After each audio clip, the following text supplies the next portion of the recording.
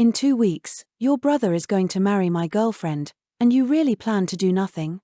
Julian Blackwell, dressed in an impeccably tailored black suit, sat in the romantic ambience of the restaurant, his gaze fixed on the cool-tempered woman across from him. What would you have me do? Seraphina Sterling's expression was frosty, her posture perfect, her tone utterly devoid of emotion. A faint smirk played on Julian's lips. Your brother stole my girlfriend, so why don't you offer yourself instead? We could even have our wedding on the same day as theirs. Hearing this, Seraphina lifted her eyes slightly, then slowly rose to her feet and walked away without a backward glance. The light in his eyes instantly dimmed. He wasn't actually surprised by her reaction. After all, Seraphina was renowned in their circle as the untouchable ice queen, someone who never gave her heart away easily. He had expected her to refuse, but in the next moment, a sentence drifted back to him, laced with a distinct chill. On that day, I will marry you. As the words faded, her figure vanished completely through the restaurant's entrance. Julian was stunned. It took a long moment for him to process it, his heart pounding in his chest. He had actually succeeded. Just like that, he sat there, dazed, for a long time before his racing heart finally calmed enough for him to get up and leave. Just then, a restaurant door was pushed open forcefully. His pupils contracted at the sight of the newcomer. It was his girlfriend of 7 years, Claire Sterling. She was walking in on the arm of a handsome young man, her gaze falling on him with liquid tenderness. They approached their reserved table, and the young man gallantly pulled out a chair for her. She sat down, a gentle smile gracing her face. After ordering, she skillfully picked up her knife and fork, cut the steak before her into small pieces, and passed the plate to him. She even carefully wiped the corner of his mouth with a napkin. The motions were so natural, so practiced, as if they had been performed countless times before. And today was their 7th anniversary. On his phone, the message Claire had just sent was still visible. Julian, I have to work late at the office tonight. It's too busy. Don't wait up for me. Julian sat not far away, silently watching it all, a cold, mocking smile slowly forming on his lips. It had been a long time since they had sat down for a quiet meal together. She had even completely forgotten their 7th anniversary. This was what she called busy?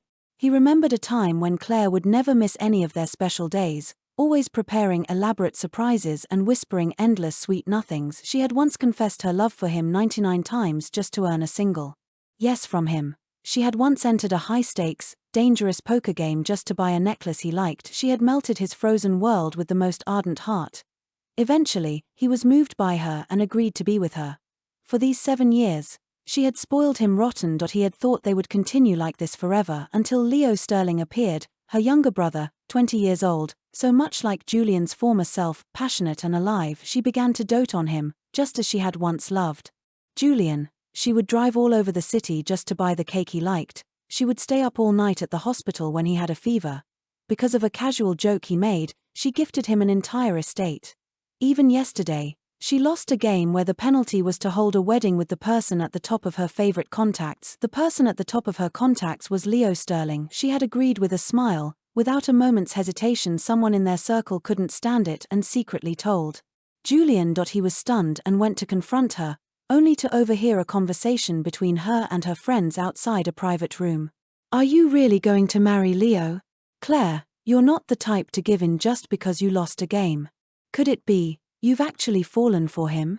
Her friends held their breath, waiting for an answer. Claire was silent for a long time. Everyone seemed to understand. The room erupted. Holy shit, you actually like Leo? What about Julian? Didn't you once love him to death?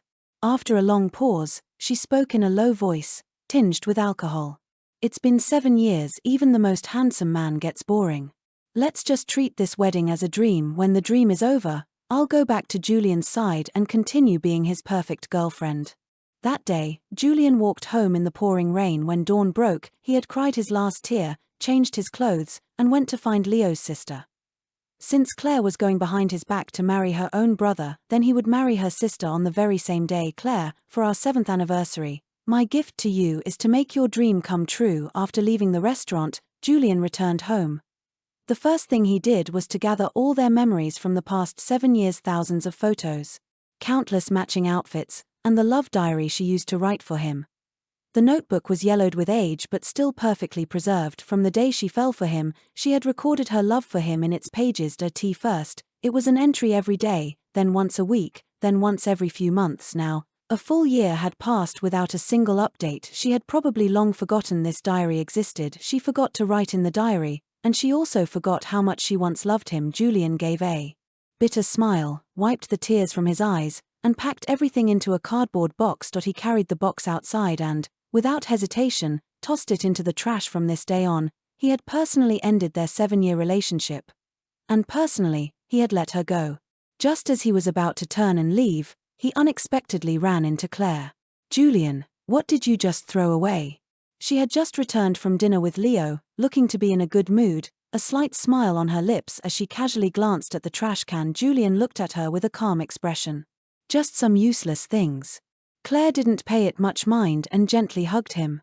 "It's cold out, why aren't you wearing more?" Before he could finish his sentence, she immediately took off her own coat and draped it over his shoulders. Julian was about to push it away when he inadvertently felt something in the pocket and pulled out a few strawberry candies. Seeing his dazed expression, Claire sighed with a small laugh. "Leo likes candy, so I always carry some with me, and why little brother has a sweet tooth, just like you used to." As she spoke, she naturally took the candies from him and put them back in her own pocket. Yes, he used to love candy too, so she would always keep all sorts of snacks in her pocket, especially his favorite lemon drops. Even when her friends teased her about it, she didn't care, instead feeling it was something to be proud of. She once even said with a laugh, "I have a man, and I spoil my man.dou." When did the lemon drops turn into strawberry candies? Julian's lips twitched, but he said nothing and silently walked back into the house. The next morning, Julian and Claire were having breakfast. The housekeeper, while serving the food, asked with a smile, "Ms. Sterling, did you have a happy anniversary yesterday?" Hearing this, Claire's body stiffened slightly. It seemed she had only just remembered that yesterday was their anniversary. She immediately showed a look of apology. "I'm sorry, Julian, things were too hectic at the office yesterday, I forgot." Julian didn't expose her excuse, just responding softly, "It's fine." Seeing him like this, Claire felt even more guilty and immediately got up to call her assistant. "Cancel all my appointments for today." Then, she quietly gave some detailed instructions. After hanging up, she walked over to him and said gently, "Julian, we'll make up for yesterday's anniversary today. You've always wanted to see a meteor shower, right? I'll take you." She had already made all the preparations, giving him no chance to refuse. On the way up the mountain to the private estate in the Hamptons, Julian discovered that the entire road was adorned with warm yellow string lights, like stars that had fallen upon the hills, twinkling softly. The lights extended all the way to the summit, where he found the area filled with flowers flown in from all over the world. In the center was an exquisitely set long table with flickering candles and the fragrant aroma of delicious food. A gentle breeze rustled the white tablecloth, making the entire scene both romantic and cozy. Clearly, all of this was meticulously arranged by Claire, but there was no smile on Julian's face.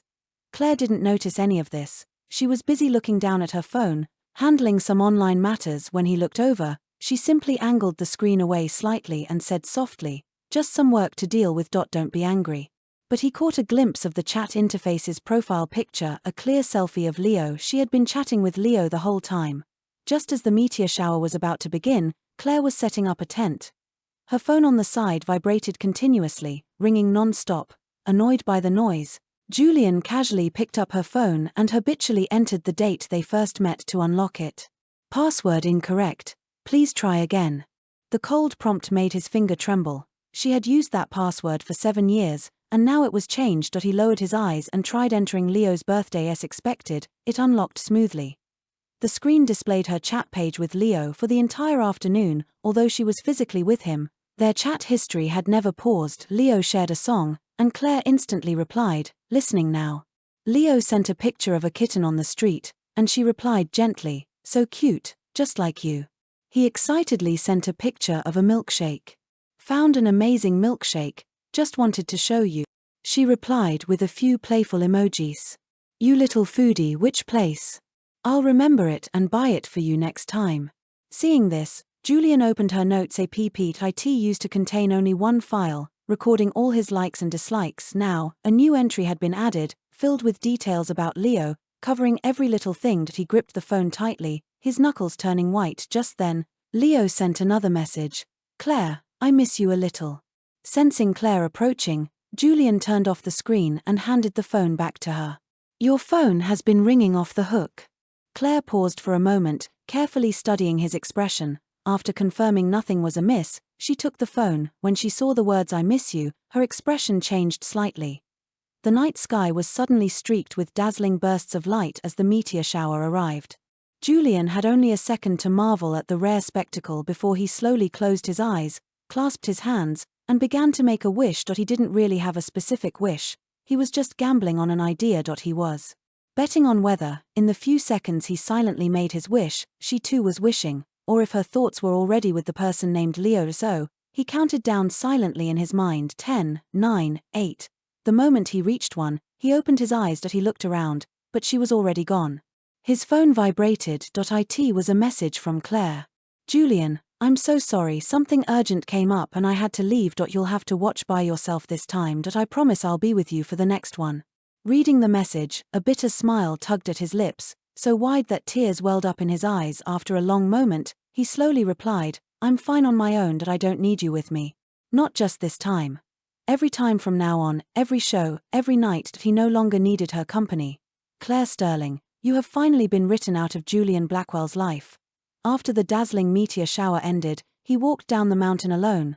Claire had already driven away. It was late, and the location was remote, making it impossible to get a taxi. He had no choice but to walk home. He didn't know how long he walked, but by the time he finally reached home, his feet were covered in wounds. Blisters had burst, and blood soaked through his socks and the soles of his shoes, a shocking sight. He expressionlessly took off his shoes, carefully cleaned the wounds with alcohol, and then applied ointment himself. Just as he finished, the front door was pushed open. Claire returned looking relaxed, a smile on her face, radiating a sense of joy. It wasn't until she saw his wounded feet that her expression instantly changed, her eyes filled with shock and pain. Julian, how did you do this to yourself? Julian calmly told her the truth. She took a deep breath and quickly apologized.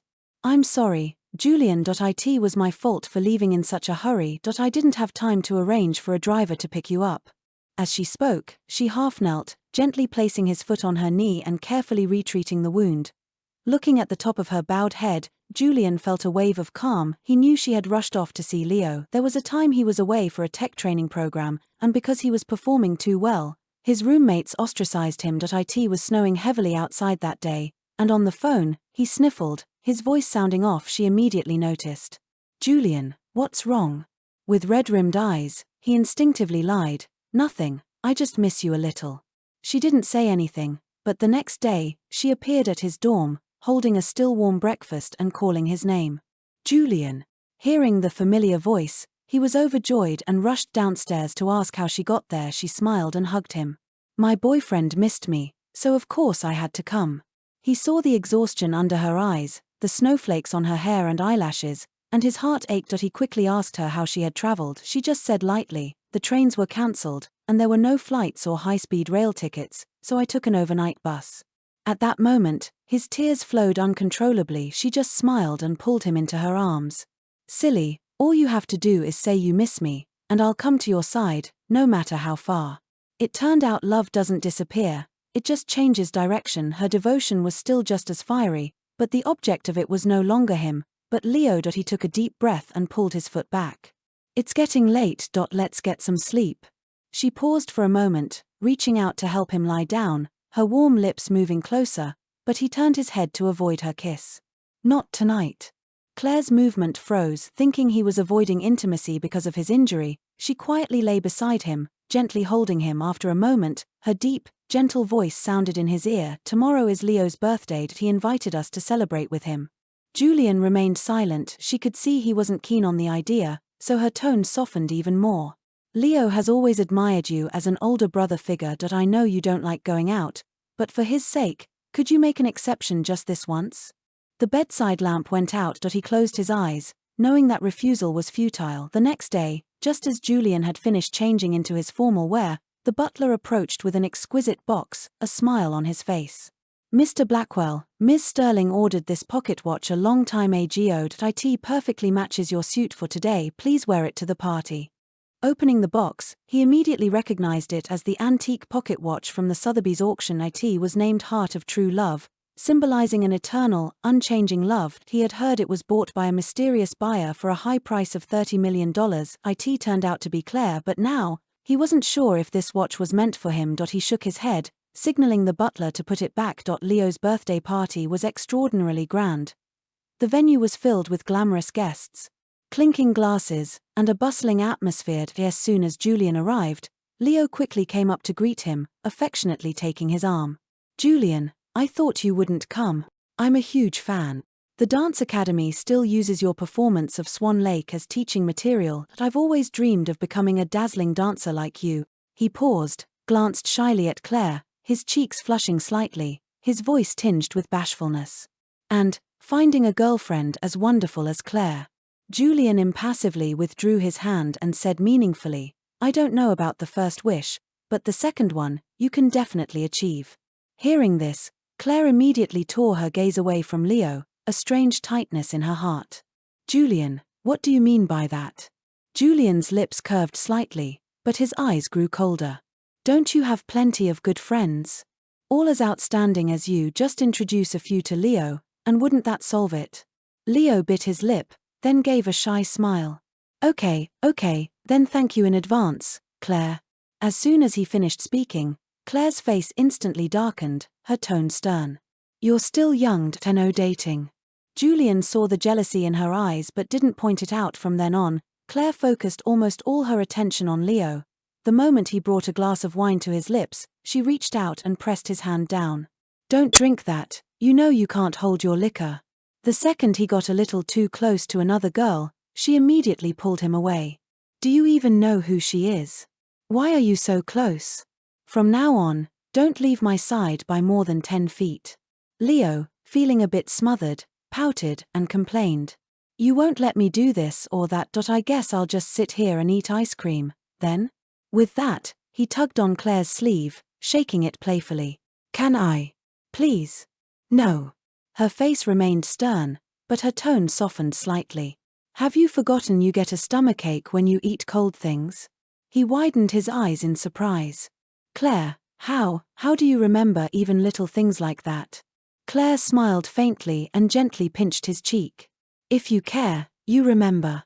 Standing to the side, Julian watched all of this, a bitter smile playing on his lips as he swirled the wine in his glass. The unique aura he exuded, like a blooming rose, attracted many gazes. Someone whispered, "Who is he?" "He's incredibly handsome. So handsome you can't look away. That posture, that aura, he's like a dream. And he doesn't have a date. Are you going to go talk to him?" "If you don't, I will." With that, a few interested women had already gathered around him, trying to strike up a conversation. Claire's best friend nudged her with an elbow. "Claire, look over there. Aren't you going to do something? Your man is so popular, if you don't step in, he's going to be snatched away." Claire gave a fleeting glance in his direction before turning her attention back to Leo, her tone calm. "He won't be." From a short distance, Julian heard her clearly and let out a soft laugh. He remembered when he and Claire first got together, she had earned a notorious nickname in their circle, the Queen of Jealousy. It was because he was so popular that every time she took him out, someone would ask for his number. She would guard him like a protective cat, coldly rebuffing them. "Anyone who dares to make a move on my man must have a death wish." Now, the woman who once wouldn't let anyone even look at him twice merely said, "He won't be." Was it that she no longer cared as much, or was it because she believed he would never leave her, no matter what? Julian emotionlessly rejected all the women who approached him. After the crowd dispersed, he happened to see a young woman nearby trying to hit on Leo, even reaching out to take his hand. "Hey handsome, can I get your number?" Thud. Before she could finish her sentence, the woman was kicked a meter away. The entire ballroom fell silent as everyone stared in shock. Claire's face was grim as she pulled Leo into her arms, her gaze sweeping across the room with a cold, sharp tone. "Anyone who dares touch my person is looking for death. Get out." With that, in front of everyone, she took Leo's hand and walked straight out. The crowd wore varied expressions, murmuring amongst themselves.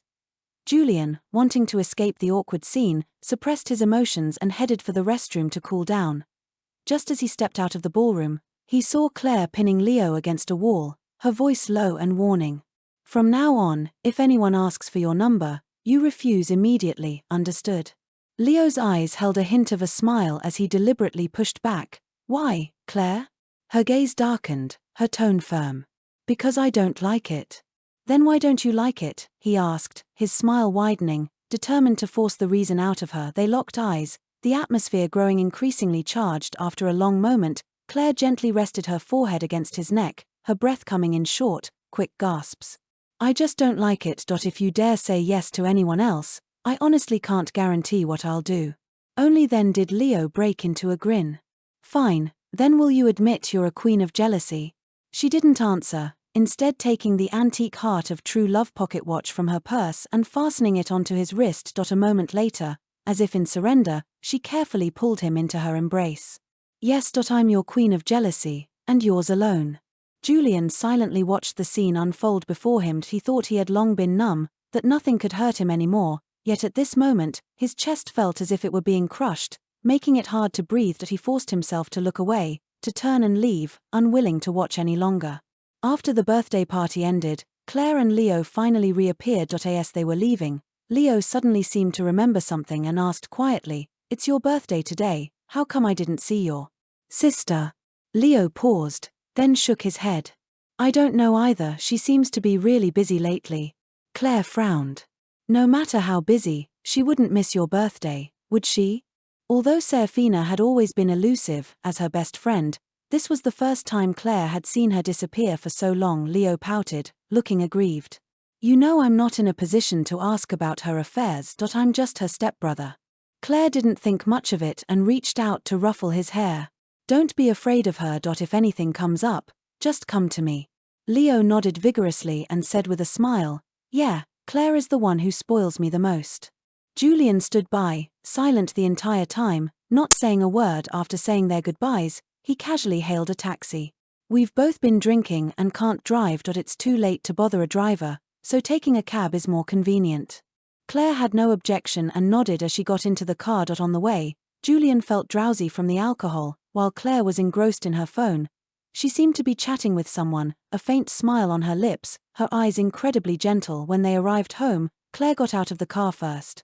Just as Julian was about to open his door, the female driver called out to him, her tone hesitant. Young man, you should probably keep an eye on your girlfriend. She's outside. Julian gave a small smile, his tone light. I know. She's already in a relationship and is getting married soon. It's okay. I'm seeing someone else too. Our weddings are on the same day. With that, he ignored the driver's astonished expression and walked straight towards the mansion. A thought struck him, and he took out his phone to send a message to Seraphina.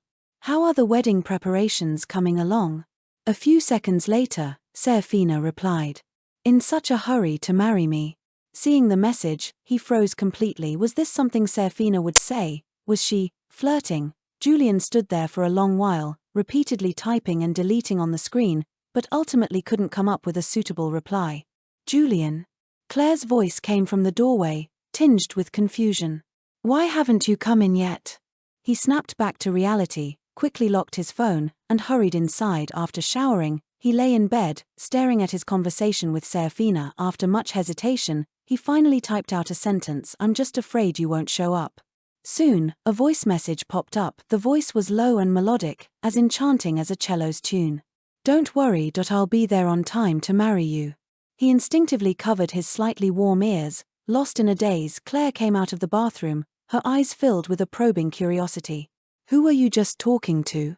She hadn't misheard, had she? She was sure she had just heard a woman's voice. She pressed her lips together, her gaze fixed on him, waiting for his answer. Julian quickly turned off the screen and tucked his phone under the pillow. No one important. Seeing his deliberate attempt to hide something, an inexplicable sense of unease crept into Claire's heart. She moved closer, falling into his arms, trying to kiss him, but Julian pushed her away again, wrapping himself in the blanket and turning his back to her. I haven't been sleeping well lately. You should sleep in the guest room tonight. Feeling his clear distance, Claire finally realized something was wrong. She panicked and hugged him from behind, resting her chin on his back and pleading in a low voice, Julian, did I do something wrong? Can we please talk about this? Don't treat me like this. I'm a normal woman, it's natural for me to desire you. Besides, I love you so much. Why rejecting me time and again? Aren't you just punishing me? Julian silently raised the corner of his mouth, a flash of ridicule in his eyes.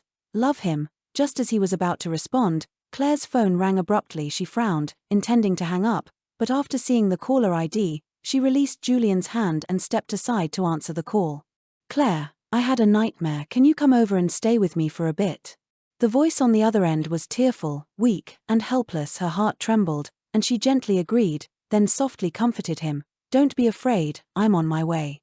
After hanging up, she grabbed her coat from the side and said hastily, "Julian, something urgent came up at the office, I have to go." Urgent business? What kind of work could there be at this hour? Julian knew very well but didn't expose her. For the next 3 days, she didn't return home, only sending a single message, "Working on an important project, I'll be back in a few days." He didn't care about any of this until one day, the doorbell suddenly rang. He opened the door to find a man in a suit standing there. "Mr. Blackwell, good morning. I am Ms. Sterling's assistant. Ms. Sterling asked me to take you for a suit fitting for the wedding. Are you available today?" Julian paused for a moment, then nodded in agreement. "Yes, I am." Seraphina had always been thorough, having already selected several suitable suits for him, so when Julian arrived at the bridal shop, all he needed to do was try on a few and choose his favorite. But whether it was Seraphina's excellent taste or mere coincidence, every suit he tried on fit as if it were tailor-made for him. As he was hesitating, a familiar voice suddenly came from outside. He looked up and saw Leo walking into the shop with Claire on his arm. "Claire, what do you think of this suit? I'll wear this one to marry you on our wedding day, okay?" Leo stood in front of a white suit, his eyes sparkling as he looked at her. Claire's eyes were full of laughter as she said gently, "Whatever you say." Leo's smile deepened, and just as he was about to take the suit to try it on, he turned and froze. "Julian."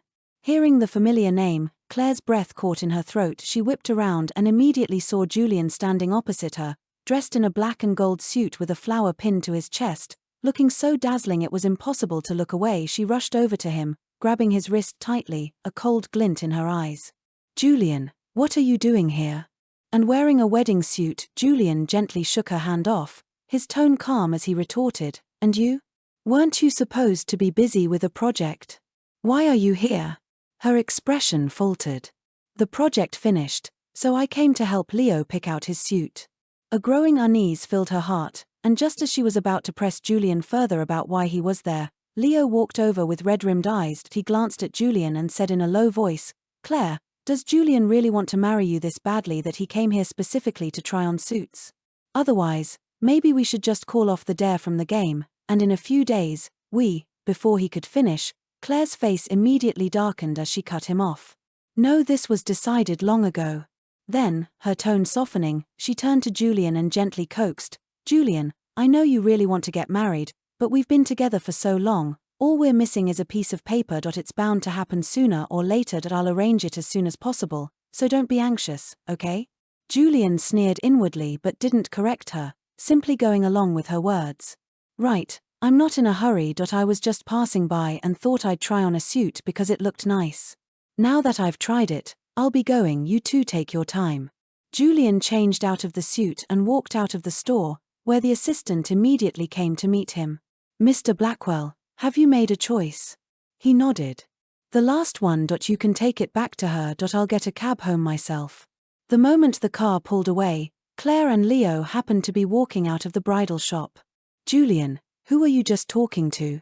Claire frowned, walking quickly to Julian's side. That person looked like Seraphina's assistant, but how would Julian get involved with Seraphina? Julian casually brushed it off.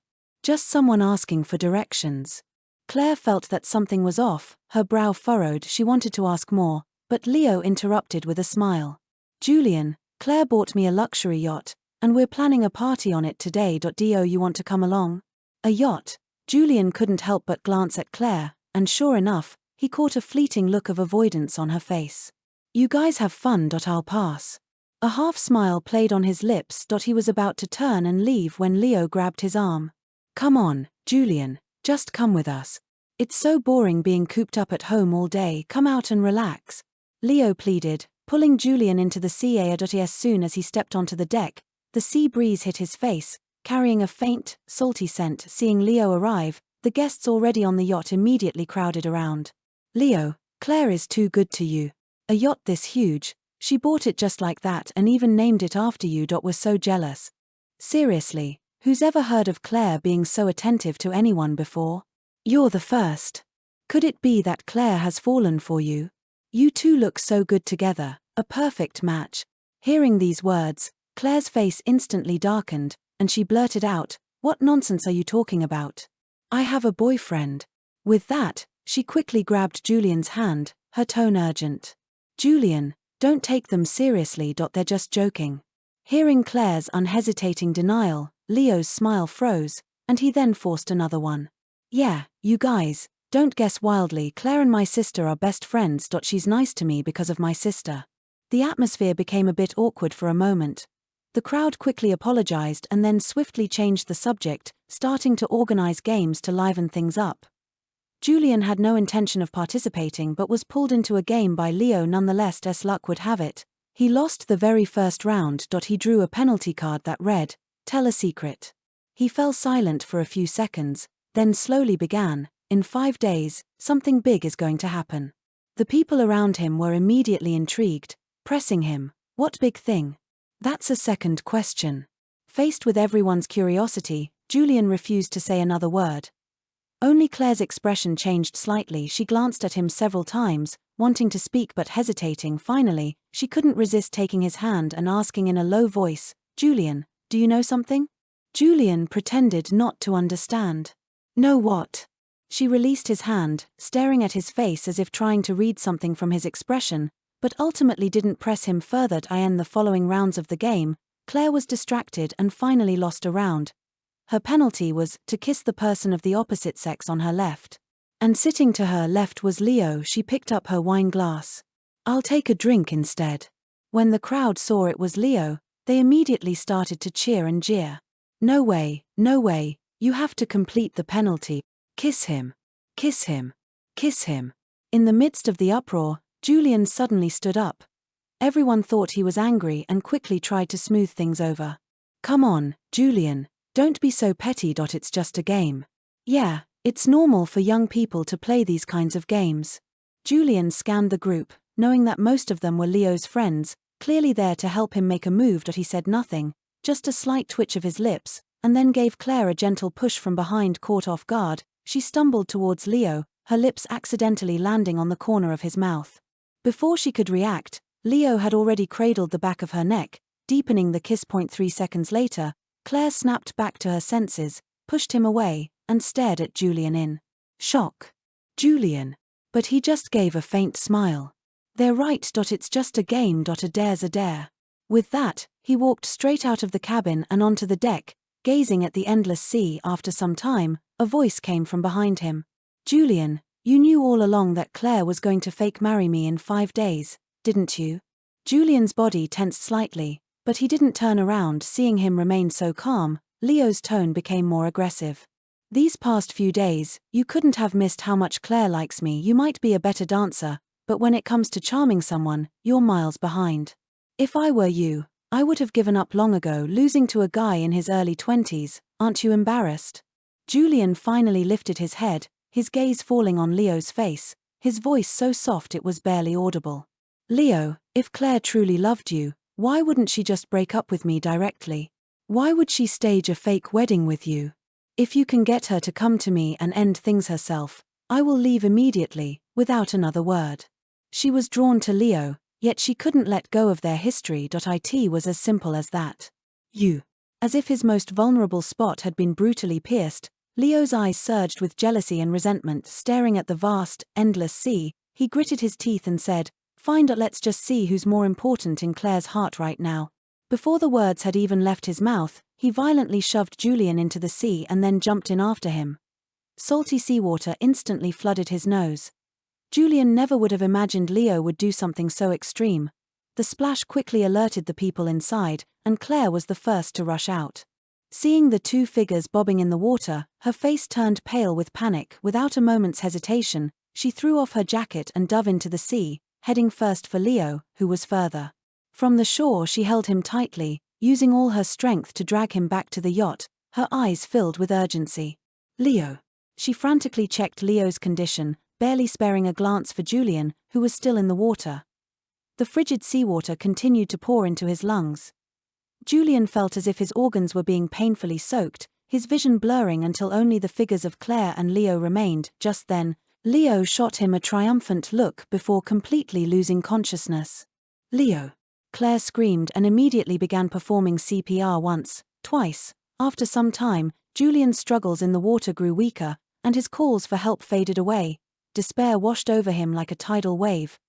Images from his past suddenly flashed through his mind as a child. He couldn't swim and had nearly drowned in a pool. After waking up, he developed a deep fear of water, not daring to go near rivers or lakes, and he couldn't even use a bathtub for bathing. When Claire found out, she spent 3 whole months with him, helping him get used to water little by little every day. He finally wasn't so afraid of water anymore, but he still couldn't swim. That time, Claire had simply smiled and held him in her arms, saying gently, "All right, no more lessons. I'm here, Julian. I will never let you get hurt again." But now, the one who hurt him the most was her. His body slowly sank, his consciousness gradually fading. He slowly closed his eyes. When he opened his eyes again, the first thing he saw was the stark white ceiling of a hospital. The smell of disinfectant reminded him that he was still alive. Seeing him awake, Claire, who had been sitting by his bedside, threw herself on him in an emotional hug, her hands trembling slightly and her eyes red, as if she had nearly lost the most precious thing in her life. "Julian, you're finally awake. Thank God you're alive. If you hadn't woken up, I really don't know what I would have done." Her tone was filled with a pain so genuine it didn't seem feigned, but Julian's face showed no trace of being moved. Looking at her, his gaze was as calm as still water. He spoke faintly, "Leo is so frail. Shouldn't you be taking care of him right now?" Claire quickly shook her head.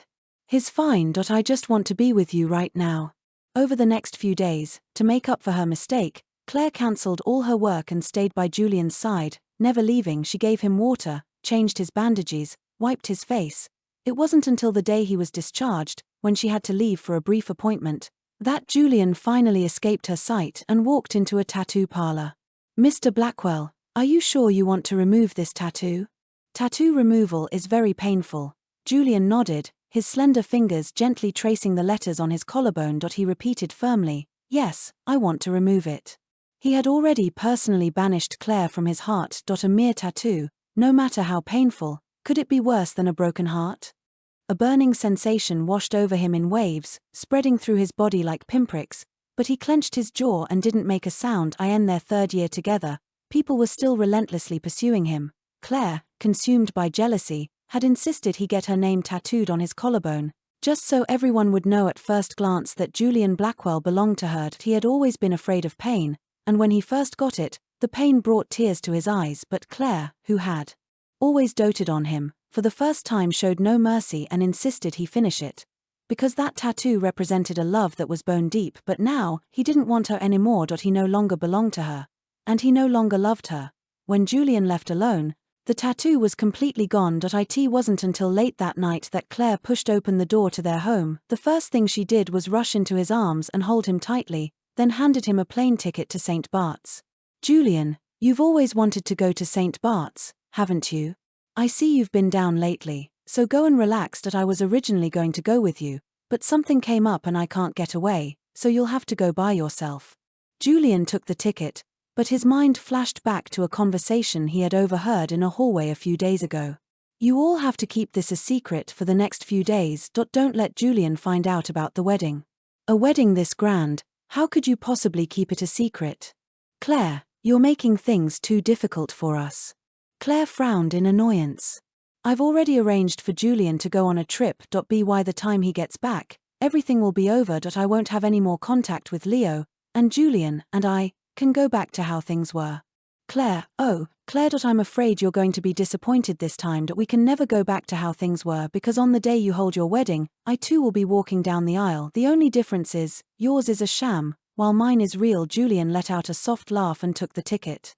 "All right." Seeing him agree so readily, Claire finally breathed a sigh of relief. The next morning, Claire saw Julian off to the airport. Just before he boarded the plane, she pulled him into a tight embrace to say goodbye. But in that instant, she looked down and saw that the tattoo on his collarbone was gone. "Julian, you had the tattoo removed." She grabbed his collar in agitation, accidentally tearing off a button. "Didn't we agree that this tattoo was never to be removed?" Her heart raced, a hint of panic and unease in her eyes. Julian remained calm, gently pulling her hands away, his tone indifferent. It didn't look good with my clothes, so I had it removed. This reason clearly didn't convince Claire. She said urgently, how could it not look good? In my eyes, you look good in anything. I love you no matter how you look. Julian, this tattoo is significant. There's a tattoo parlor nearby. Let's go get it redone right now, okay? Before she could finish, her phone rang. The caller was Leo. Claire, the wedding is tomorrow. I'm a little nervous.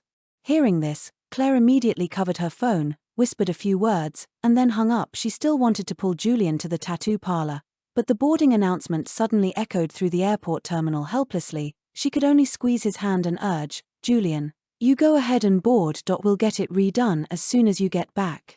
He didn't respond, neither agreeing nor disagreeing, simply picked up his suitcase and waved goodbye. What she didn't know was that as soon as her car was out of sight, Julian walked out of the airport. He tore up the plane ticket and took a taxi straight to a hotel.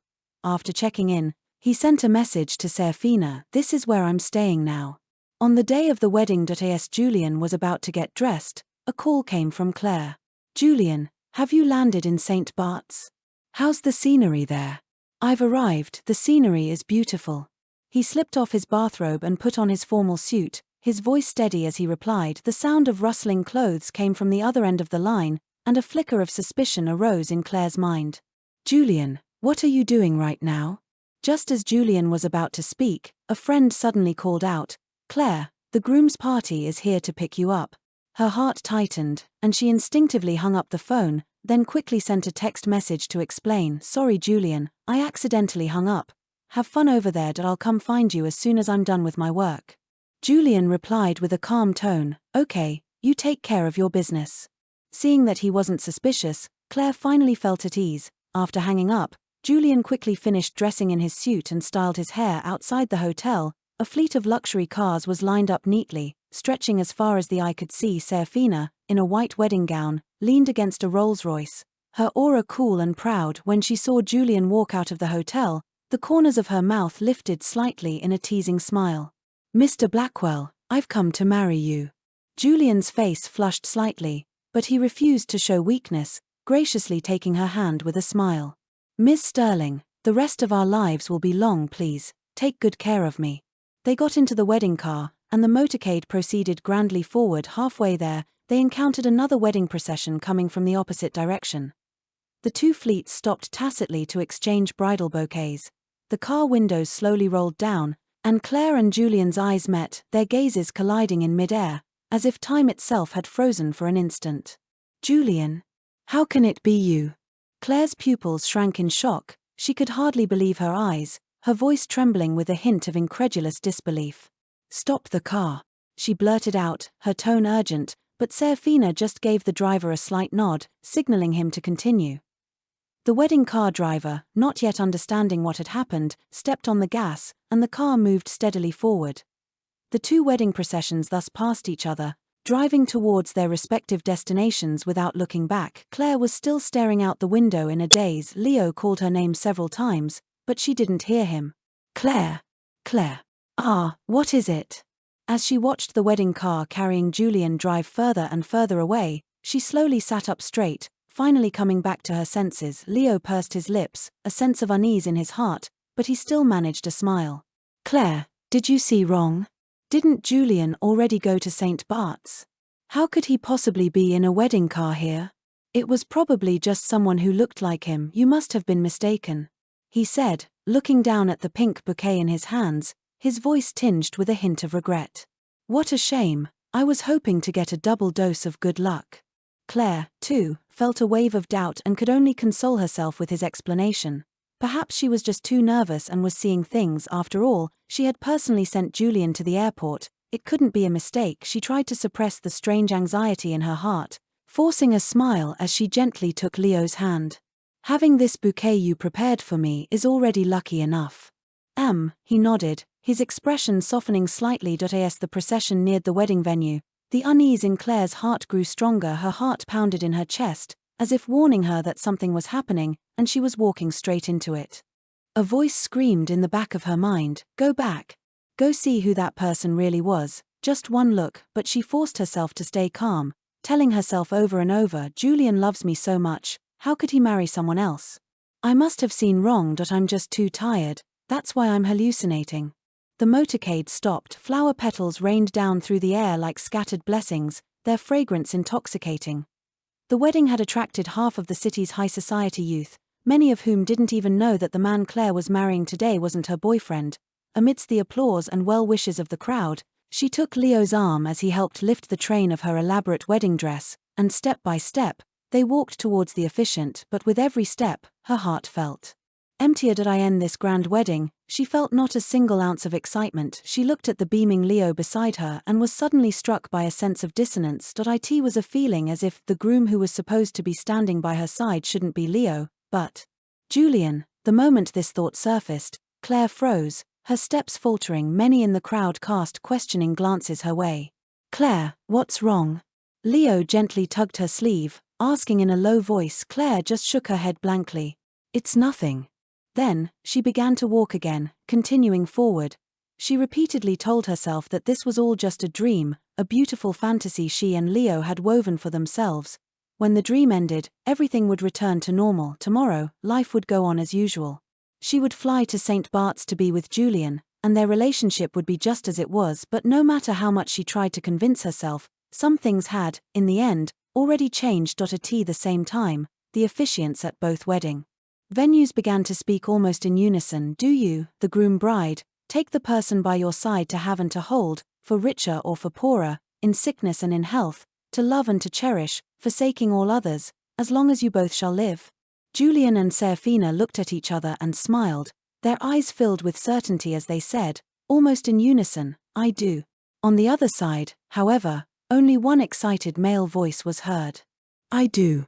A shy smile appeared on Leo's face as he looked tenderly at Claire, awaiting her response. Her lips moved slightly, she opened her mouth several times, but she couldn't get the words out. At some point, Leo's face began to blur before her eyes, merging with the outline of Julian. She finally managed to utter those two words. I do. Leo's face turned a shade paler, but he still managed to maintain a gentle smile. Claire, I am so happy to marry you today. He gently pulled her into an embrace, his eyes crinkling with his smile. Claire, however, looked away and softly mumbled, And now, you may kiss the bride. As soon as the officiant finished speaking, Claire's bridesmaids began to cheer. Kiss her. Kiss her. Amidst the joyful clamor, Claire slowly closed her eyes, her eyelashes fluttering nervously. She should have been feeling expectant. Wasn't everything today what she had always wanted? Yet, at this moment, her mind couldn't help but conjure the image of another person. She thought of Julian again. All the thoughts she had forcefully suppressed came rushing back. Was the person in the wedding car that day really not him? She subconsciously looked out at the guests, her gaze sweeping through the crowd. Searching for a particular figure among familiar friends. Seraphina wasn't here again. She had lost count of how many times her sister had been absent recently. It seemed she was always busy, and no one knew what she was doing. The only thing was, her face always wore a smile that had never been there before. Claire suddenly felt something was strange. Lately, both Seraphina and Julian seemed a bit off.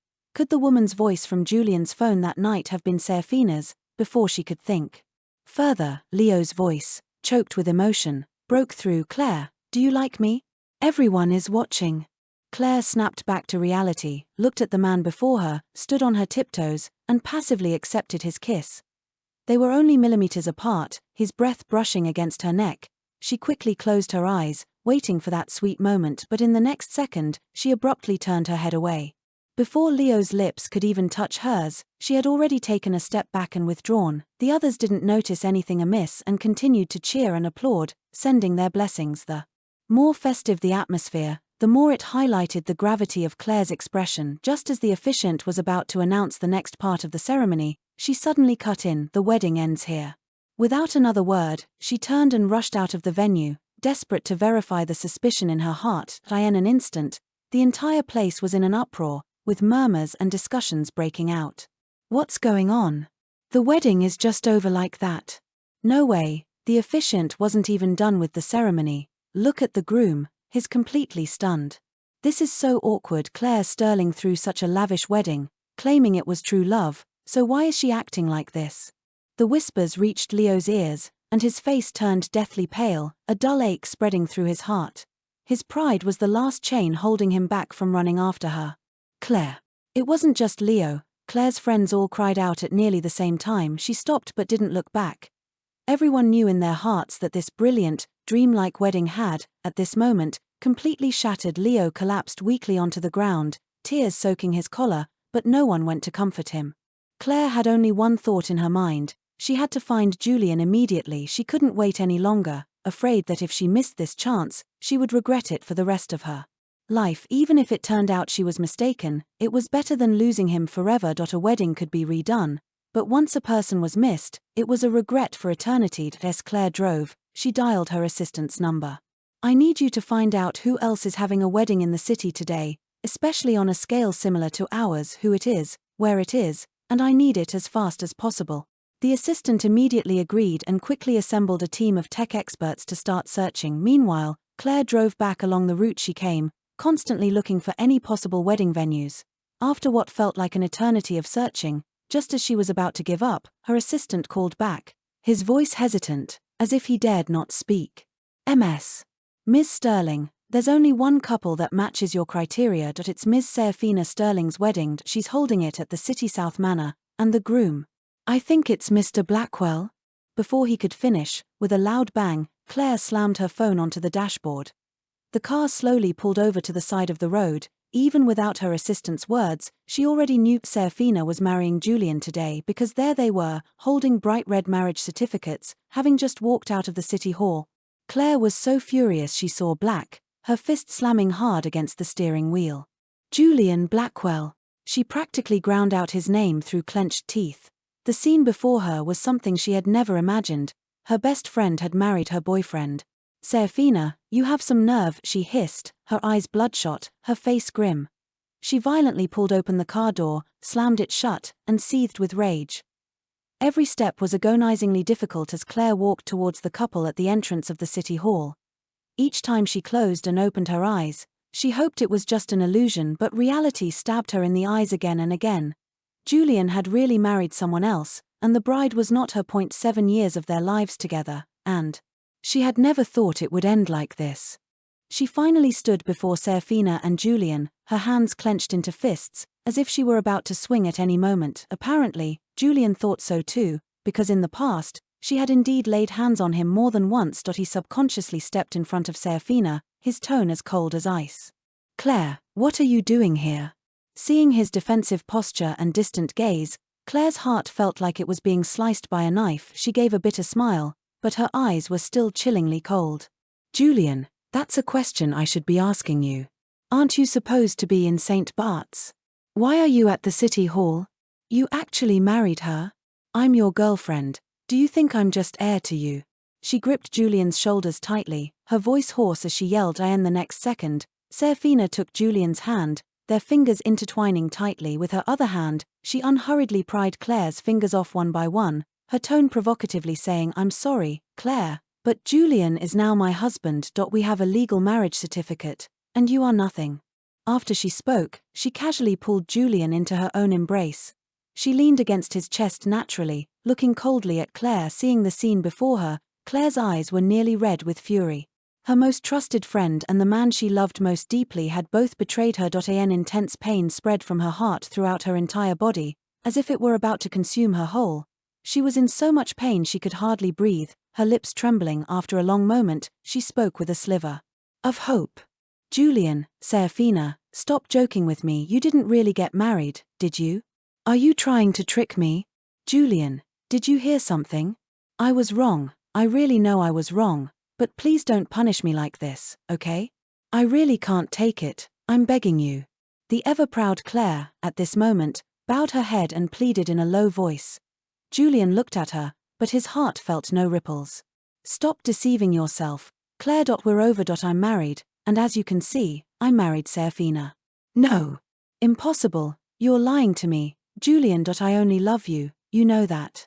Claire still couldn't believe it, smiling bitterly, her eyes turning red as she tried to step forward and hug him again. The next second, the crisp sound of a slap echoed across her face. Have you made enough of a scene? Claire, I wish you a happy wedding, and of course, I wish myself a happy marriage.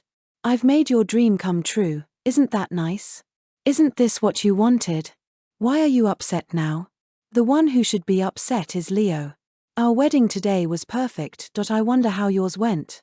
Each cold word struck Claire's heart like a lightning bolt. She stood frozen on the spot, her expression momentarily solidified. You knew all along. As the words left her mouth, an unprecedented wave of panic engulfed her.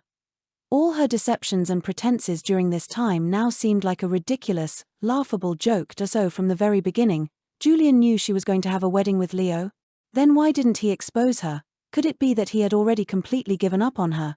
Claire dared not think further. Julian looked at the tears rolling down her cheeks and just gave a cold smile, confirming her inner fears. Yes, from the day you said you were going to marry Leo, I understood everything. I knew you were tired of me, and I knew you had fallen for him. So I let go and let you two be together. Didn't you have your wedding today? Where's Leo? Today is a good day. Why don't you go get your marriage license now and make your fake wedding real? You don't have to feel wronged staying by my side anymore. I don't need you, Claire. His eyes held nothing but indifference. Her regret could no longer stir even a flicker of emotion within him. Looking at his resolute gaze, Claire felt a pain as if her heart were being cut by a knife. She hurriedly explained, Julian, it's not what you think. I still love you. I never intended to really marry Leo, I just wanted to scare you. You're jealous, aren't you? You don't like Leo, so I'll never talk to him again. You want to get married, can we go right now? Look, we're right here at the city hall. We can register immediately, and act like nothing happened today. We can start over. As she spoke, she reached out again to take Julian's hand, wanting to lead him into the city hall. Before he could pull away, Seraphina grabbed Claire's wrist, forcefully pulling her away, her tone calm and distant. Claire, I've told you many times already, Julian and I are married. You don't have a chance. Give up. She protectively shielded Julian behind her and then gently tilted her chin towards the direction behind Claire. Your husband is waiting for you back there. Hearing this, Claire subconsciously turned her head to look behind her. Leo stood there holding a bouquet of flowers stained with dirt, his eyes red and swollen from crying, tears streaming down his face. He sobbed for a while before speaking in a choked voice. Claire, isn't today our wedding? How could you leave me there all alone? His handsome young face was full of grievance, a sight that would make anyone's heart ache. Seraphina, however, frowned with an expression of impatience. She had always detested such weak, crying displays. She then looked up at Julian beside her, and her expression softened slightly. Julian, on the other hand, watched all of this with great interest, as if it were a performance that had nothing to do with him. Seeing Leo crying so heartbrokenly, Claire felt a brief pang of pity, but when she saw the look of a spectator in Julian's eyes, she immediately sobered up and said coldly, Leo, the wedding is over. The penalty for losing the game ends here. We should both go back to our own places. Hearing this, Leo looked utterly shocked, as if he couldn't believe she could be so decisive. Claire turned back around and said to Julian in a pleading, almost coquettish tone, Julian, even married people can get divorced. Let's go and get our marriage certificate annulled right now, okay? No, Claire, what kind of person do you take me for? Seraphina glanced at her coolly, her entire being radiating a sense of pressure. Provoked by this look, the anger in Claire's heart flared even higher. Being interrupted several times had already pushed her to the edge of losing control. Seraphina, who are you to interfere in matters between Julian and me? We were together for so long. By what right did you steal him away? You don't even love him, so why did you marry him? I'm the one who should be by his side. Her anger finally erupted, and she lost control of her emotions, raising her hand to strike Seraphina. Stop. Julian instinctively reached out to block her, his mind flashing back to all the times Claire had crazily driven away anyone who got close to him. He was afraid Seraphina would be hurt as well. But what happened next proved his worries were completely unnecessary. Seraphina accurately blocked Claire's fist with her arm, and the two immediately began to scuffle. The sound of fists meeting flesh was enough to make one's scalp tingle. Julian, however, took a few steps back, distancing himself from the battlefield, not wanting to get involved in the fight. As long as Seraphina wasn't at a disadvantage, there was no need for him to intervene. Otherwise, he might be the one who ended up getting hurt. At this moment, Leo, with red-rimmed eyes, glared at Julian resentfully. Claire is being beaten up. Why aren't you stopping them? Don't you care if she gets hurt? How can you be so heartless? Julian shot him a cold look, his tone casual. Oh, since you care so much, then you go ahead. And by the way, the one hitting Claire is your own sister. Who are you going to help? Leo gritted his teeth, hesitated for only a second, then rushed forward without a second thought, shielding Claire. Claire. He doesn't care about you, but I do. Sister, if you're going to hit someone, hit me, just stop hitting Claire. He instinctively closed his eyes, using his body to protect Claire, but Seraphina and Claire were already seeing red. Unable to stop themselves, they swung their fists almost simultaneously, landing heavy blows on Leo. The force of the impact made Leo feel as if his internal organs were churning. It hurts. Claire, it hurts so much. Blood trickled from the corner of his mouth, but Seraphina showed no trace of pity. She grabbed him by the collar and tossed him to the side of the road like a piece of trash. Claire only cast a pitying glance at Leo before she was struck by Seraphina's fist, causing her to gasp in pain. Immediately after, she could no longer spare a thought for the fallen Leo, her tone cold and dismissive. If it really hurts, call an ambulance. Coming to me is useless. Seraphina kicked her in the knee and sneered, "Are you giving up? Thinking you can't compare to me, so you're calling for a doctor? Ha, how is that possible? Seraphina, Julian can only be mine." Before the words were out, the two were entangled in a fight once again. After some time, both were bruised and their movements gradually slowed. Only then did Julian speak into his phone. Soon, 3 ambulances arrived at the scene, taking the 3 of them away separately. He only got into the ambulance with Seraphina watching Julian's retreating back. Claire lay on the stretcher, her heart filled with desolation. It seemed she had truly lost him. Her entire body ached dully, and she fainted with a heart full of despair when she opened her eyes again. The hospital room was empty. In the past, whenever she was injured because of Julian, he would always be the first to sit by her bed, never leaving her side. Back then, as he changed her bandages, his eyes would be filled with pain. "Claire, why do you have to be so reckless? Why did you have to fight them?" She would manage a smile and say softly, "It's nothing. This little injury is nothing. You can only be mine. I won't let anyone who dares to touch you get away with it." He would smile helplessly. "Don't be like this in the future. I will only ever be yours, and I will only ever love you. I won't even look at anyone else." What are you so afraid of? What was she afraid of? She was afraid of losing him forever. Claire gave a bitter smile, and as she smiled, tears began to fall. Even though this injury was much lighter than before, she felt an extraordinary pain, as if she was suffocating. Those old wounds seemed to churn with pain inside her now. Suddenly, the door to the hospital room was pushed open, and a fair-skinned hand appeared in her line of sight. Julian. Before Claire could feel happy, Leo's figure walked in, like a bucket of cold water poured over her heart. "Leo, why is it you?" Her initially excited tone instantly cooled. The smile on Leo's face froze for a moment, but it quickly returned to a look of concern as he adopted a gentle expression. "Claire, does your injury still hurt?" "I'm fine. You're injured too, so you should rest well. You don't need to come see me. The nurses are taking care of me here." She turned her head slightly, avoiding the hand he extended towards her. Was it because she was worried about his injury, or because he wasn't Julian, not the person she wanted to see? Leo bit his lip, suppressing the bitterness in his heart, and carefully leaned into Claire's embrace. "Claire, I just want to spend more time with you. I can only feel at ease when I see that you're safe." "Claire, Julian, he's already married my sister. What are you going to do? Does he have any respect for your years together? After all this, are you still willing to be with him? Can't you just look at me?" As he spoke, he took her hand and gently pressed it against his chest, hoping she could feel his sincerity. "Claire, I'm not any worse than Julian. I know you have feelings for me too. I don't want to just be your nominal brother anymore. I want to make the wedding from that day a reality. Can I?" Leo looked at her with an almost pleading gaze, but all he received was an apologetic glance. "I'm sorry, I'll be honest, I used to have feelings for you, but that's all in the past now. I can't be with you, and I won't be. I will only belong to Julian for the rest of my life, and I will only have one husband. That wedding, let's just pretend it never happened." "Leo, you're still young, you'll meet many people in the future," Claire said with her eyes lowered, her tone calm. "No. I'll never meet anyone who makes my heart race like you do, Claire Sterling." Leo suddenly threw himself into her arms, hugging her waist tightly, his voice filled with stubbornness. Then, his gaze darkened, as if he had made some important decision. "Claire, don't you want to win Julian back? You loved each other for so many years. He must not have completely let you go.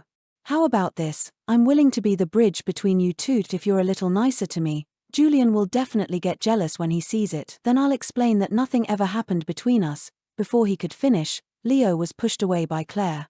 Leo, I will not cross that line again, nor is it possible for me to continue being nice to you.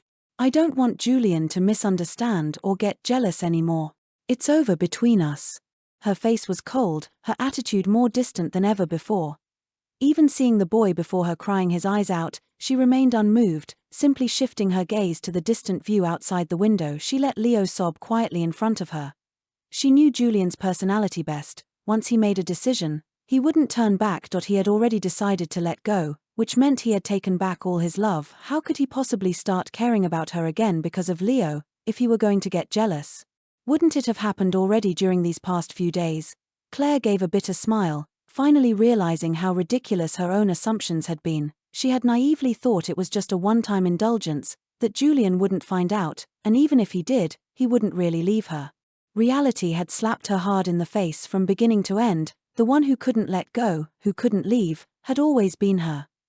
The beginning of their relationship was something she had fought for. How could she have forgotten? Claire covered her face, unwilling to confront this cruel reality. After a long time, she finally spoke slowly. You should go, and don't come looking for me for anything in the future. After all, you're just my friend's brother. Hearing these words of definitive severance, Leo nearly went mad. No. Impossible. Claire, you clearly care about me too, so why are you treating me like this? Weren't you tired of Julian? Can't I give you that sense of novelty? Whatever style you like, I can try to become that, just don't treat me like this, please. No matter how much he pleaded, Claire remained unmoved. It wasn't until Leo had cried himself hoarse that she called for her bodyguards. You all, escort Mr. Sterling home from now on. He is not to come near me without my permission. Yes. The bodyguards immediately followed the order, surrounding Leo and, despite his struggles, forcibly led him to a car and drove him away. Looking at her cold, indifferent eyes, the despair in his heart nearly consumed him. Claire, no matter how he shouted, he was ultimately taken away. The room returned to silence, and Claire could finally calm down and sort through her chaotic emotions. She knew very well that she loved Julian. She couldn't just let go. So what if he was married? He could only be hers. He and Seraphina were just a momentary impulse. As long as she sincerely repented, he would eventually come back to her. That's what she thought, and that's what she believed. Ping. Her phone suddenly vibrated. Claire subconsciously entered Julian's birthday as the unlock code but failed to open it.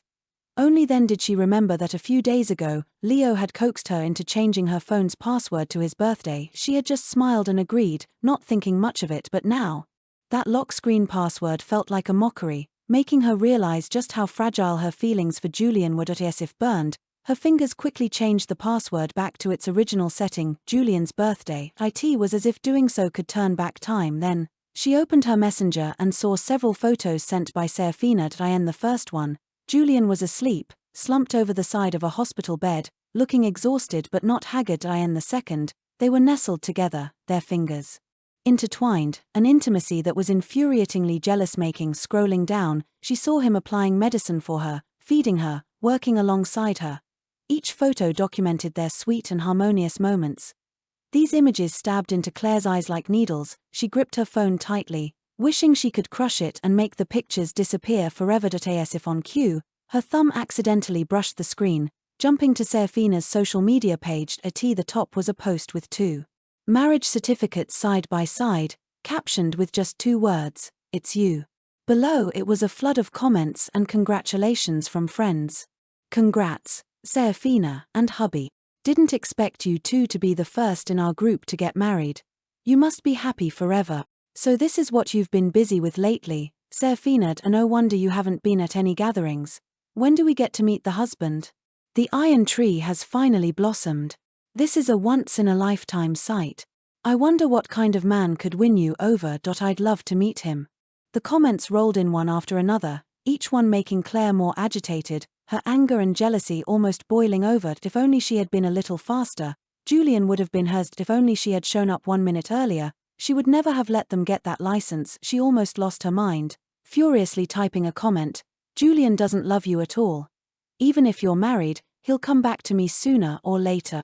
As soon as the comment was posted, it was quickly flooded with questions from countless people asking what was going on. People messaged her privately asking for details, and even a few close friends sent consecutive messages. Claire, are you mistaken?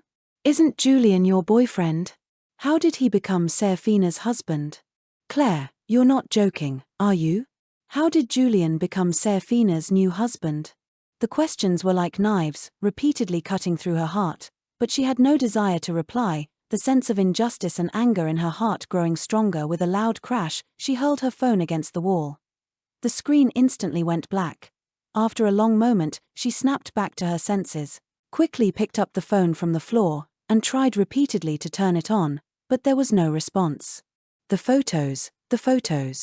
I have to save all of them, she murmured to herself, a sense of indescribable desolation enveloping her. Because of her violent movement, the wound on her body tore open again, and fine trickles of blood seeped out, staining her hospital gown. But she was completely oblivious to the pain, her mind fixated on one thought, saving all the memories on her phone. So she immediately called for her bodyguards, got a backup phone, and arranged for the broken one to be sent for repairs. Remember, I have only one condition: all the original data on the phone must be kept intact. Claire nervously clutched her assistant's sleeve, her tone stern as she gave her instructions. The assistant nodded quickly, promising that there would be no mistakes. The night was deep and quiet, but she had no desire to sleep without Julian's presence in the room. Even closing her eyes felt like a luxury she couldn't afford. Finally, following her heart's desire, she tiptoed out of her room and went to Seraphina's VIP suite. Through the glass on the door, she saw the scene inside the room. Point 2. People were lying side by side on the spacious hospital bed. Seraphina was not asleep. She was looking down at the boy in her arms, her gaze unprecedentedly gentle. And Julian had his arm around her, his expression relaxed, his features soft. Claire stood frozen, unable to move.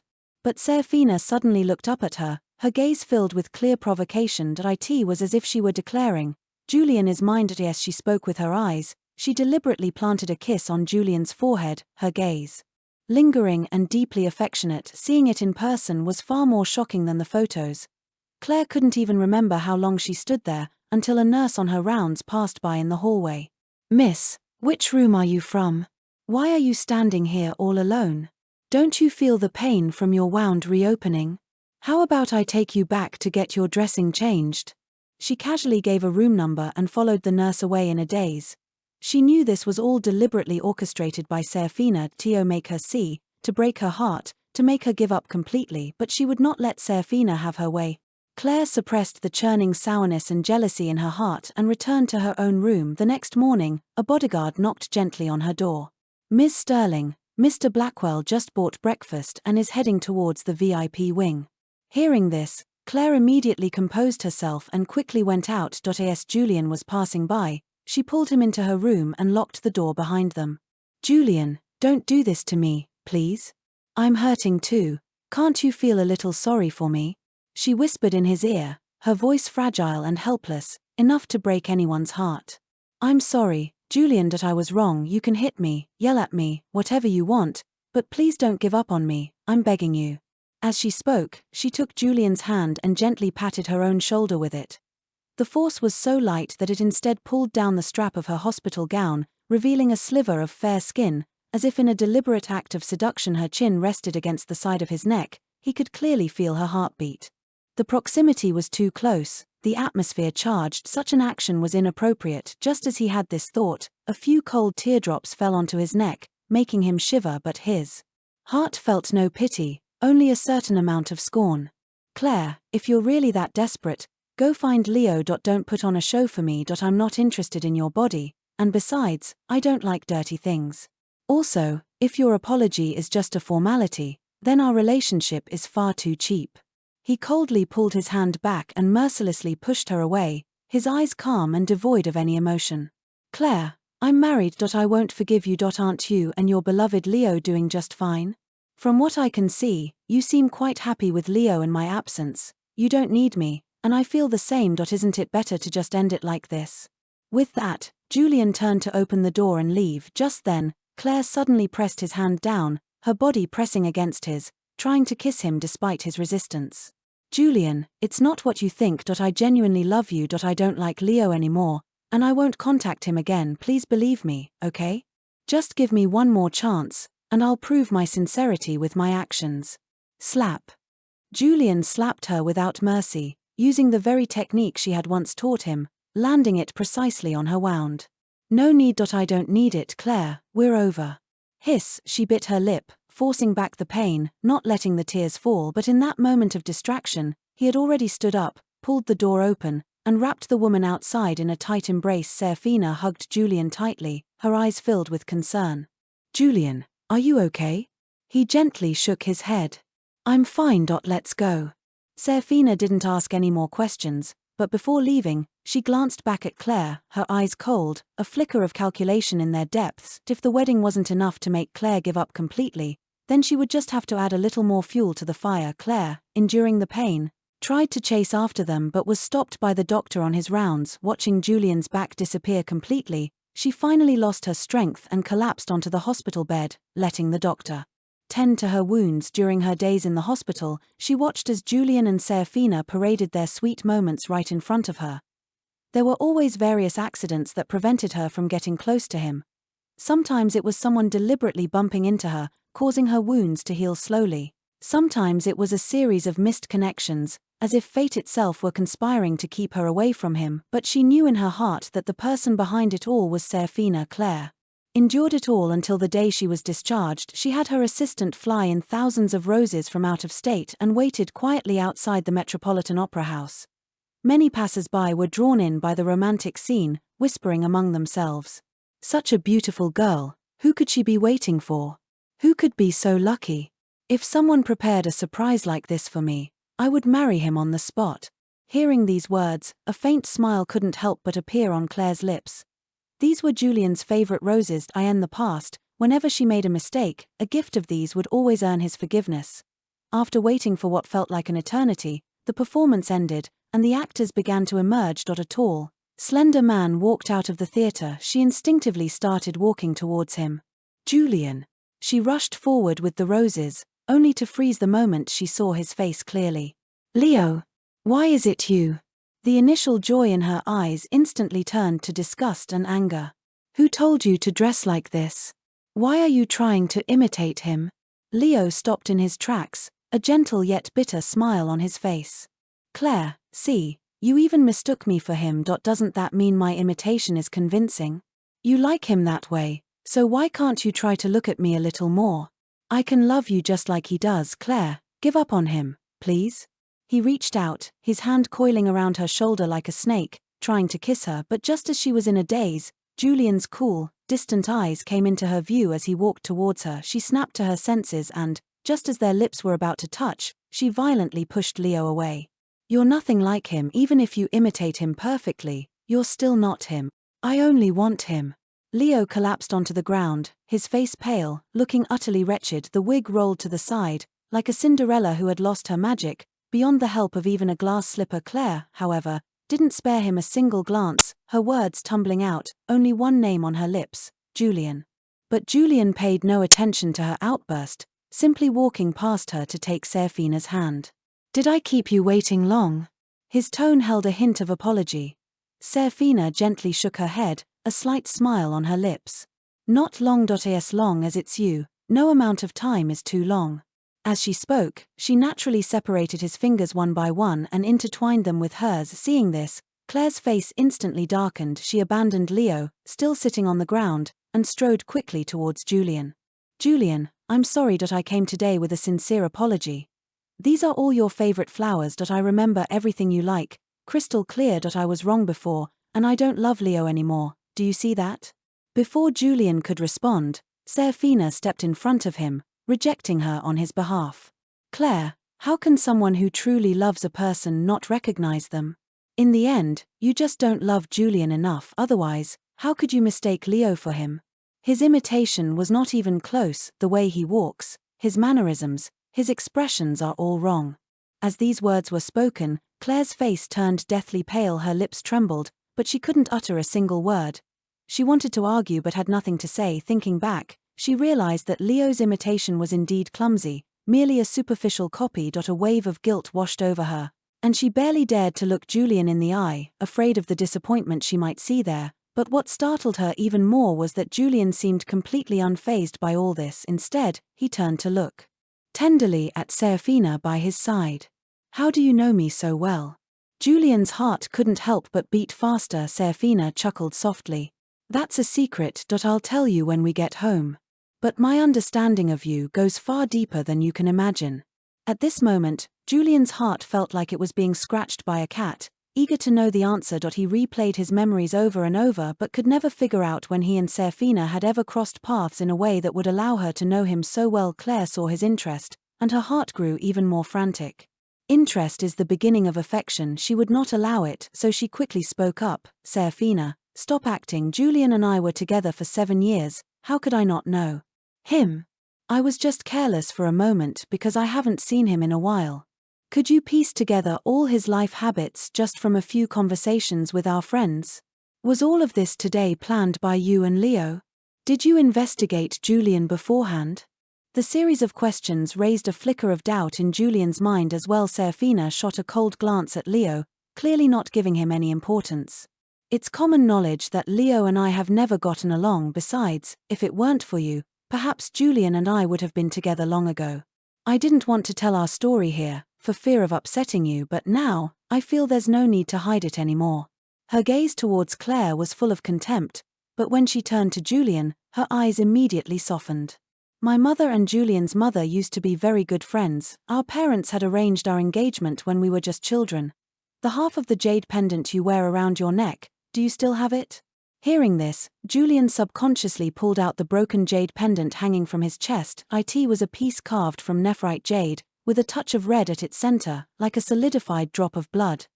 The craftsmanship was exquisite, the pattern unique, but unfortunately, only half of it remained. Claire had asked him several times before, "This jade pendant is broken and incomplete. Why do you still wear it?" At the time, he would always answer, "It's something my parents left me, of course I have to keep it safe."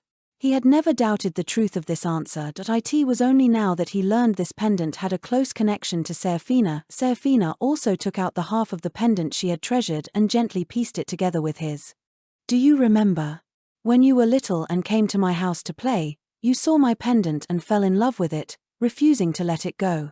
My father had it custom-made for me on the day I was born, so I couldn't let you take it. Later, when I finally got it back from you, it accidentally fell and broke in two. Seeing how much you liked it, I gave you one of the halves. Julian, we actually knew each other a long time ago, much earlier than you think." As she spoke, she leaned into his embrace, rubbing against his head like a child seeking affection.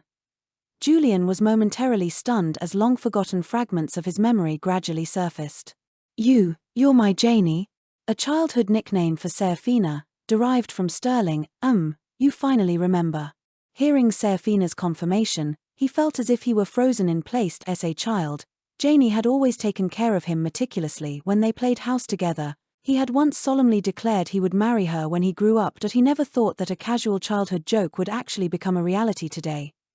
Julian couldn't help but smile, a genuine smile that hadn't appeared in a long time. Meanwhile, Claire, standing to the side, had a face as dark as the bottom of a pot. She had bitten her lip so hard that it was bleeding. She deeply regretted everything she had just said. That part of Julian's childhood was a time she had never been a part of. Even now, she couldn't truly understand it. And Seraphina knew everything that had happened to Julian over the past 7 years. Claire slammed her fist against the car door in frustration, sending petals scattering. The once vibrant and beautiful flowers now seemed to have lost their luster.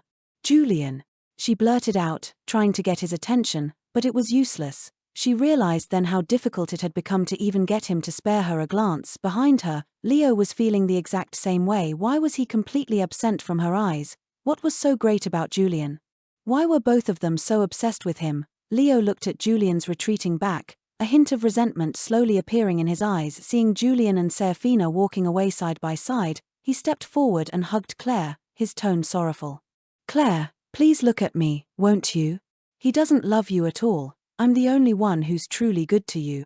But Claire just coldly pushed him away, her eyes filled with distance. Leo, you shouldn't like me. I'll help introduce you to other girls. You should go meet them in the future and let me go.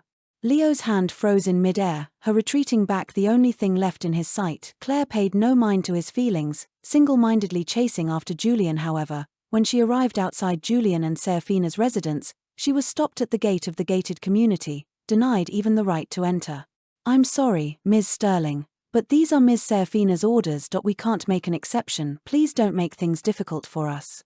The security guard looked helpless but remained firm. In the end, Claire could only leave in disappointment. A light rain began to fall from the sky, but she didn't drive.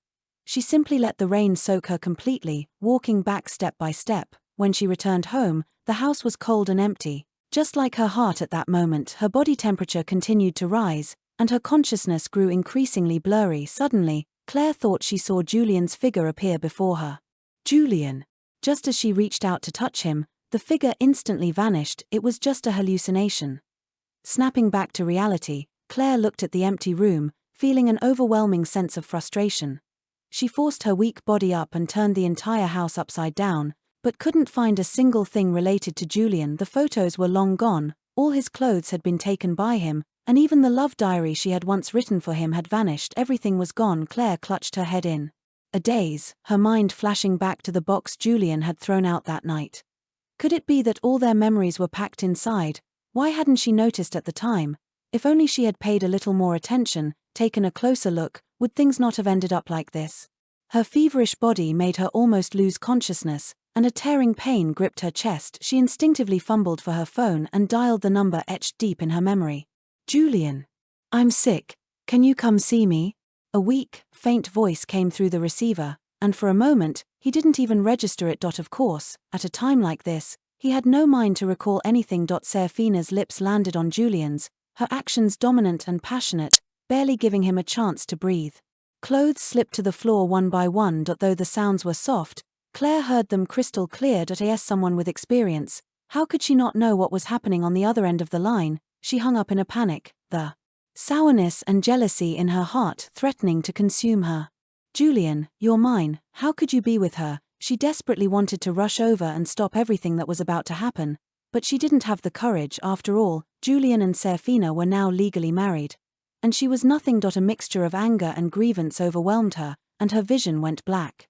She finally couldn't hold on any longer and fainted completely. After some time, Claire finally recovered from the high fever. She slowly opened her eyes to see a screen full of missed calls. She had no energy to check them and casually closed the page. However, her messages were also flooded, all with congratulatory notes. Congratulations to Ms. Sterling and Mr. Sterling on your new marriage. May you be happy forever. One after another, the messages were all the same. Claire was completely bewildered. Soon after, a call came from her mother, which she answered this time. Her mother's anxious voice came through the phone. Claire, what on earth are you doing? Isn't your boyfriend Julian Blackwell? How did you suddenly have a wedding with Leo Sterling? Is that really you in the video? Leo personally came to our door saying he wants to get a marriage license with you. What is going on? Explain it to us right now. It's all over the internet now. That lunatic Leo has posted photos and videos of you two everywhere, forcing you to marry him. How can you not marry him now? What?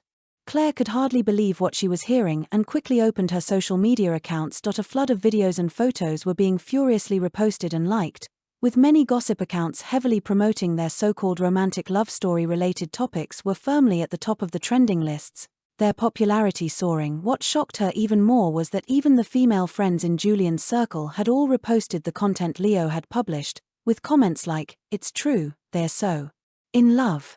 Claire found the whole thing absurdly ridiculous. Besides shock and anger, she felt absolutely no joy. What on earth was going on? She couldn't figure it out at all and could only hastily reassure her mother, "Mom, I'll handle this. Don't worry for now." Before her mother could finish, she hung up. Next, she dialed Leo's number, her tone as cold as a winter wind. "Leo, what the hell are you doing? I told you it was just a game penalty, not to be taken seriously. Did you really think I was going to marry you? Delete everything you posted about me right now, and apologize immediately." Leo's heart tightened, but he still forced himself to speak. "Claire, I won't delete it. Let's go get our license, okay? We've already had the wedding, the whole internet knows about our relationship, And your parents have given their blessing. Let's just get officially married. I will love you forever. Forget Julian. Let's start over. We'll be so happy after we're married. We'll have a cute baby, and we'll grow old together. Listening to his description, Claire felt no stirrings of emotion. She had only ever imagined such a future with Julian. Leo, that's impossible. If you won't delete it, I'll do it myself. With that, she decisively hung up, her brow furrowed with suppressed frustration. The next second, she dialed her assistant's number. Take down all the trending topics related to me immediately. Scrub everything Leo posted. I don't want to see any more news about me trending.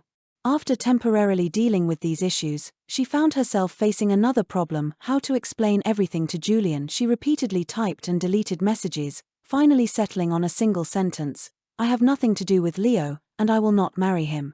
She stared at the screen for a long time, but there was no reply. She had to give up. Just then, messages from her parents flooded in one after another, urging her to return to the family mansion. When she arrived home, she saw Leo kneeling on the floor, his eyes red. Seeing her appear, a spark of hope lit up in his eyes. Mr. and Mrs. Sterling, Claire is pregnant with my child. Everyone in our circle knows we had a wedding. All we're missing is a marriage license. Can you really bear to let our child be born without a proper name, to be illegitimate like me, without even a family name? How heartbroken would the child be? Mr. and Mrs. Sterling's faces were ashen. They were too angry to speak. Leo was an illegitimate son and had a terrible relationship with the current head of the powerful Jiang family, a rival family, changed for American context. He was completely unfit to be the husband of the future head of the Sterling family. More importantly, like his mother, he was prone to using despicable tactics, was short-sighted, and lacked any sense of propriety. But now, Claire was pregnant. The couple was at a loss for what to do. Claire's eyes were as cold as an abyss, her entire being radiating a suffocating pressure, her voice laced with clear anger. You say I'm carrying your child? Ha! I don't recall ever sleeping with you. Fabricating a child out of thin air. You've got some nerve. She grabbed Leo by the neck, but his face remained one of crazed obsession. Claire, don't do this to me. I know you don't want this child, but it's already happened. It's too late to say anything now. But Julian has already married my sister. I'm just worried about the child. Can't you tolerate him? He cried, a river of tears, which streamed down his face. Yet no one present was moved by his display. Suddenly, Leo stopped his tears and, with a defiant expression, looked at Mr. and Mrs. Sterling. Uncle, Auntie, I was wrong. Claire is right. We never had a relationship, and there is no child. It was all my nonsense. I will leave. When he spoke the last two words, leave, he mouthed them without a sound, but Mr. and Mrs. Sterling understood his meaning instantly, and a fire of rage ignited in their hearts. Seeing Leo about to get up and leave, Mrs. Sterling shouted sharply, enough.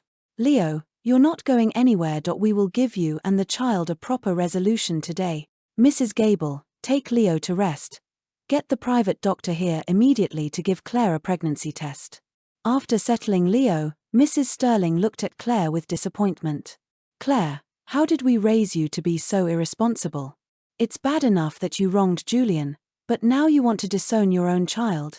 If you hate this child and Leo so much, then why did you cheat in the first place? Mrs. Sterling was furious, pointing at Claire's nose and sighing repeatedly. The private doctor arrived quickly and gave Claire a full examination. To be absolutely sure, a second specialist was brought in for consultation. In the end, their conclusions were identical. Claire was indeed pregnant. How is this possible? Claire was utterly shocked. She knew her own body perfectly well. Mom, Dad, Leo must have bribed them to get this result. I want to hire other experts to investigate. Mr. and Mrs. Sterling immediately had her stopped, their tone stern. Enough. This matter ends here. Haven't you brought enough shame upon this family? Tomorrow, you will go with Leo to get a marriage license. If she dares not to go, tie her up and take her. Impossible. Claire violently shook off the servant's grip and bolted out the door. Her father roared at her retreating back. Disgraceful daughter. Get her back here. You will get married whether you like it or not. Leo symbolically wiped the corner of his eye, a flash of madness in his gaze. Claire, you forced my hand and I have no way out now. After leaving, Claire immediately ordered her assistant to pull up all surveillance footage and photo evidence of her recent activities. However, she unexpectedly discovered something she shouldn't have seen. The yacht party that day. A security camera had captured the entire process of Leo pushing Julian into the SE at in the footage. Leo's twisted expression gradually merged with the one he wore today. No. Claire watched with her own eyes as Julian was pushed into the water. Then, her own figure appeared on the screen, but she turned to save Leo first. On the screen, Julian's desperate gaze was deeply etched into her heart, lingering long after. That day, why didn't she save him first? Why did she choose to save Leo? She hated herself for being so blind, for not realizing that the obedient little boy she knew had such a sinister side. If Julian hadn't been saved that day, Claire's heart filled with regret. She dared not imagine how painful it would be for her if the world lost him. In clip after clip of surveillance footage, she saw herself being intimate and affectionate with Leo. For a moment, it was as if she were seeing things from Julian's perspective. So, in his eyes, she was this cold and heartless. The pain of seeing a loved one being intimate with someone else was as unbearable as being cut with a knife. Seraphina had once made her taste this feeling, and now, she finally understood how Julian felt. She didn't know how long she watched, her eyes were sore and tired, but she was unwilling to miss any potential key detail. The evidence proved her memory was correct. She and Leo had never had a physical relationship. Claire felt a wave of relief and immediately arranged for a thorough investigation into all of Leo's recent activities. As she reviewed the information, she finally understood that Leo had not only provoked Julian but had also been secretly bribing multiple hospitals and doctors recently. Even the 2 doctors from today had been bought by Leo. The transactions were so discreet that if it weren't for the frequent fund transfers in his account, it would have been nearly impossible to detect. Just then, Seraphina sent a voice recording, along with a short message: "Take care of Leo." Claire played the recording. It was a complete log of Leo instructing a servant to bribe the doctors. Her face darkened to an extreme degree, her tone tinged with a question. "What, you don't trust me?" The message had just been sent when a reply came back quickly. "It's not that I don't trust you, I just don't want Julian to be hurt in any way again. I never expected that even with you by his side, Julian couldn't be protected. The day he fell into the water, it was my people who saved him. If it weren't for you, he wouldn't have been in trouble at all." Reading this sentence, Claire's heart lurched violently. Seraphina was never one to boast. What she said had to be true. Claire closed her eyes in pain, her heart filled with guilt. All the pain Julian had endured was, in fact, caused by her. Without her, perhaps Julian would have been happy from the very beginning. She quietly sank into her grief, opening her eyes only after a long time, but there was no longer any light in them. The next morning, as sunlight streamed onto the streets, Claire quickly freshened up and left the house. At the entrance of the city hall, Leo was dressed in a white shirt, his face full of anticipation. "Claire, you're finally here." Claire looked at him, a smile on her lips, but her voice was sharp as a blade. "Yes, I'm here." "Then let's go in and register." Leo smiled and tugged at her sleeve, but when he saw the police officers walking up behind her, his smile froze on his face. "No, I'm not marrying you. You should be thinking about how to clear your own name." Claire disgustedly shook his hand off and pushed him towards the police. Just as everyone thought it was all over, Leo's eyes suddenly turned bloodshot. Like a madman, he burst out with astonishing strength, grabbing Claire and dragging her into the path of oncoming traffic. With a loud bang, 2 figures were sent flying, landing heavily on the ground, their blood staining the pavement. Screams erupted all around as the police immediately called for an ambulance. Leo held Claire tightly, blood frothing from his mouth, yet he was still murmuring, "Claire, now we can be together forever. You're mine, only mine. I will definitely marry you." "You're a lunatic." Claire, enduring the intense pain, pushed him away. The ambulance arrived quickly, and both were rushed to the hospital. Although her life was saved, Claire was left with a permanent leg injury. Leo ended up in a vegetative state. The day she was discharged from the hospital, Claire was so thin she was almost skeletal. Sitting in a wheelchair, she stared blankly into the distance. Just then, 2 people walked towards her from ahead. Julian's face was filled with excitement and joy, his hands hovering uncertainly over Seraphina's small belly. Finally, Seraphina, unable to watch any longer, took his hands and placed them on her stomach. "Go ahead and touch it if you want. Let your child feel his father's presence." Claire froze completely before Julian could turn his head. She quickly maneuvered her wheelchair down another path. Let it be. Don't bother them anymore. Besides, she was no longer worthy of seeing him.